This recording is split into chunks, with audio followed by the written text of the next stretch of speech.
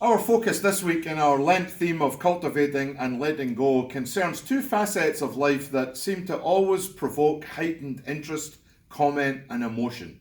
The theme is love over hypocrisy. The act of love that is our focus this week is the anointing of Jesus with costly perfume by Mary. This particular Mary is sister to Martha and Lazarus, and so she was well known to Jesus, having been recorded as being present with Jesus on several occasions. Mary was, for her time, quite well off. She belonged, as we might put it, to the upper middle class. And yet, on that evening, as the hostess in her own home, she took upon herself the role of servant and slave, pouring costly perfume over Jesus' head and doing almost the unthinkable by touching Jesus' feet, an anointing for the anointed one, the Christ of God, and by wiping his feet with her hair, an act of love and devotion indeed.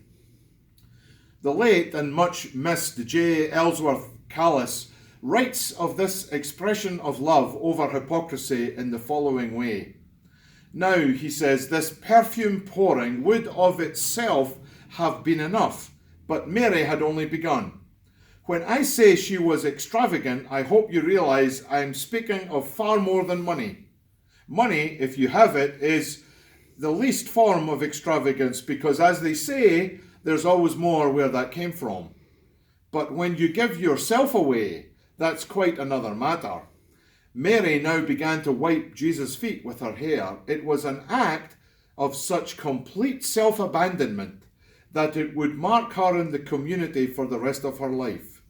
They would never mention her name again without a reference, by story or gesture, or maybe by innuendo to this day. Mary's gift of perfume was large, but not to be compared with the gift of herself.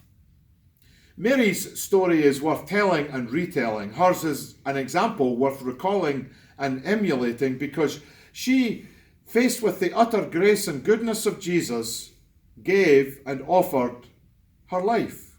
That's the calling of love. Love and sacrifice and generous service towards Jesus and all whom Jesus loved. There are way too many examples of outright and blatant hypocrisy done by people who claim to love and follow Jesus in our world and society. Such hypocrisy has, in truth, driven many away from the church and from the real heart of the good news of Jesus.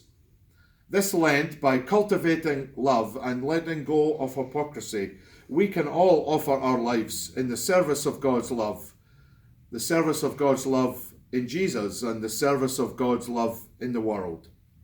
Remember then the Lenten Lunch and Learn this Wednesday at noon and the service of worship this Sunday at 10:30 a.m. at Faith Presbyterian Church here in Blue Ridge, Georgia.